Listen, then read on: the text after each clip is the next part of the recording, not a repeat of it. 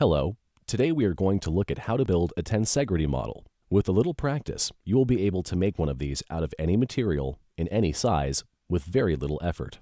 We hope that by understanding this concept, you will find thinking with models much easier. In order to build the model, we must first start with 6 rods, notched at either end, and complete with elastic string, connecting from each of the notches. For this model, we are using rods that are 12 inches in length, notches at ½ inch in length, and 12 inches of string for each rod. However, you can build this model in any scale. In addition, we are adding 12 rubber tips for safety.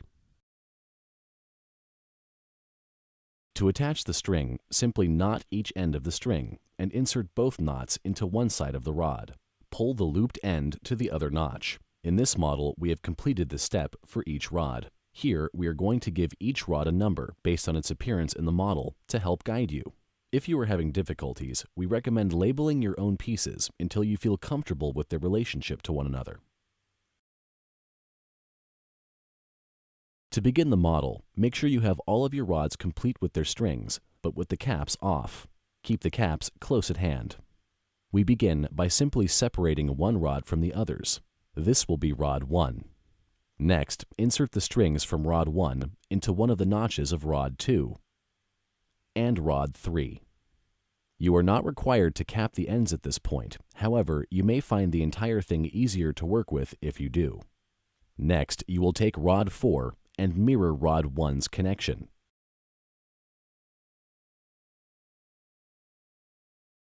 What should result is the shape of a capital I. Essentially, what we have here is a model of the two-dimensional planes, a positive and a negative in both the x and y axes. To give it the third dimension, attach rod 5 to rod 2 in the same fashion, followed by rod 6 to the other string of rod 2. If you have been living dangerously, now is the time to cap your rods. Most importantly is the last connection you have just made.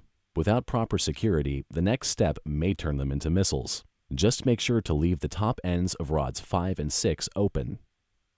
Now, you will lift rod 3 up the length of rods 5 and 6, and then attach them appropriately. Our model represents 3-dimensional movement, as it now includes a z-axis. The model, however, is far from stable. To give it the strength, as well as the stability it needs, we will now connect rods 1 and 4 to rods 5 and 6. If you have left your rods uncapped, then you are a step ahead. If not, remove both caps from rods 1 and 4.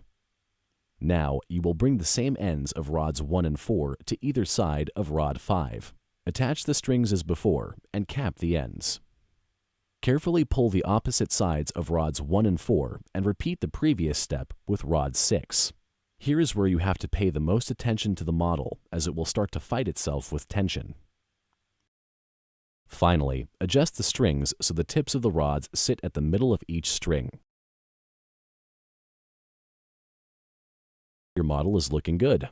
Now you have the tools to accurately visualize a complete 3-dimensional system. This tutorial has been brought to you by the Sustainable Architecture Department of Los Angeles Trade and Technical College.